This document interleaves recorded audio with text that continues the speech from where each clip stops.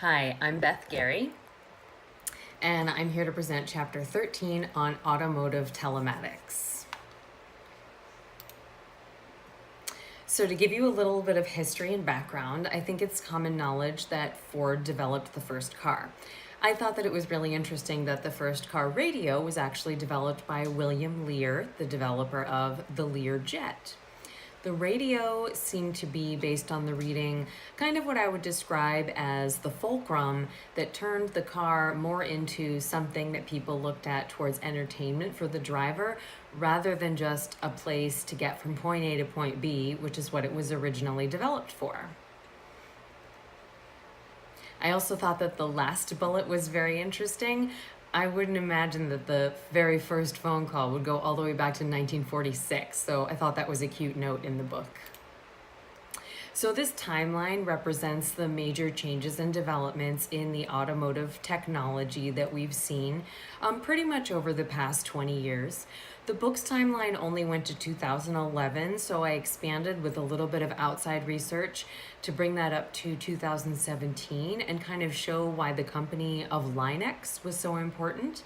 And they are a leading developer in telematics and have really brought the car so far in the features in the telematic industry and what's available to the driver. So the more I researched this topic and read in our book, it really seems like the whole industry is moving more towards self-driving cars, or what they refer to as autonomous cars. Driverless vehicles is really what the industry seems to be pushing for, even so much to the point that Ford fired its CEO because he was not moving at the pace they expected him to be in regards to developing this technology. Now, I read in another place that the current Ford CEO is kind of taking some heat or some questions about this same thing and about the technology, and is defending it by saying that when this is released to the market, it will be the full package. They want the car to be fully functional, to be locatable and operable or drivable through an app on the person's phone, and they're in the works with developing this with Domino's Pizza for pizza delivery without a driver. So we'll talk a little bit more about that.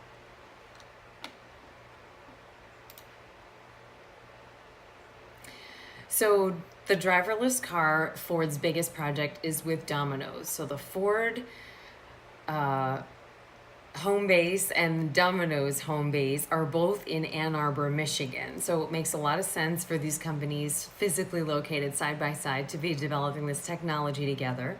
It's really interesting. They're taking the seats out of the car and putting in pizza warming ovens and things like that, so you can order the pizza on your phone, have the car delivered, and their development goes right down to really crucial details like how is the recipient going to feel about leaving the house to go out to the driveway to pick up the pizza from the car. They'll have a special code to access the car, and they're even testing small details down to the point of, does it make a difference if the car is pulled up to the curb or if the car is in the driveway, and how does the consumer respond to those different things? So on infotainment, entertainment, and the internet, there are a lot of ways to use these advantages in the car to advance ourselves through self-help, through education. You could learn a foreign language while you're driving the car, or if you're stuck in traffic going into Boston every day and things like that. I think it's really interesting. I think it's really great. I take advantage of those things myself, but I also just sometimes like to have the windows down and blast my 80s music. So I hope we don't get completely away from that ever someday, because there's just so much to be said for letting go of the technology and just enjoying a good song. So in current news, 2017 seems to be a big turning point in the industry for automotive technology. I think that's really interesting because it'll make a difference in a couple of years when we start turning around used cars. So my car is a 2015, which to me feels really new, but I can see, based on having read this, that if I go to resell the car in 2020, it might not feel so new because it's going to be behind this 2017 development.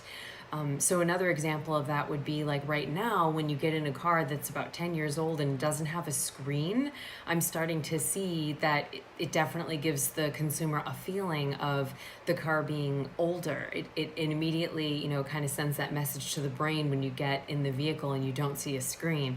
Whereas the newer cars have screens, and then anything from 2017 or later is going to be even more developed and going to have those advances that make such a difference in the industry. Now, Ford is also developing this technology that is supposed to be able to test the driver's blood glucose level and be able to tell what their heart rate is, or, you know, their blood pressure, which I think is really great, especially for like drivers who have sleep apnea or a driver who might be elderly.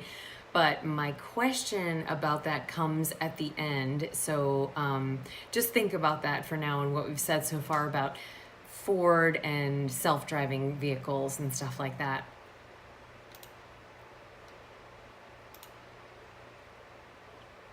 So my question regarding Ford is that in regards to this new technology, is this a dog and pony show, basically? I want to know if this is something that they are giving the shareholders to try to appease them about the kinds of technology that is being worked on, because they're not keeping up with this timeline that everyone is pushing forward to get out the self-driving vehicle.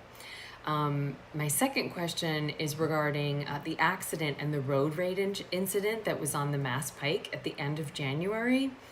I'm really interested to know what you think as to whether or not the self-driving vehicle is going to not eliminate but reduce events like this amongst drivers. If a car has the technology to prevent it from ever having a rear fender bender with another vehicle, is that going to take away things like this that we see in the news? Also, there was a report last year of a self-driving Uber vehicle hitting and killing a pedestrian in an accident during a test.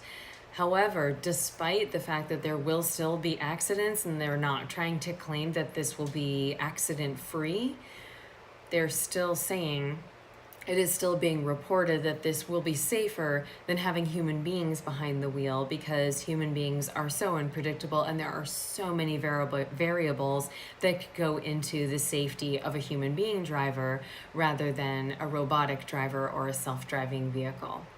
So I hope you enjoyed the chapter as much as I did, and I really look forward to the answers to the questions and developing this further with you. Thanks.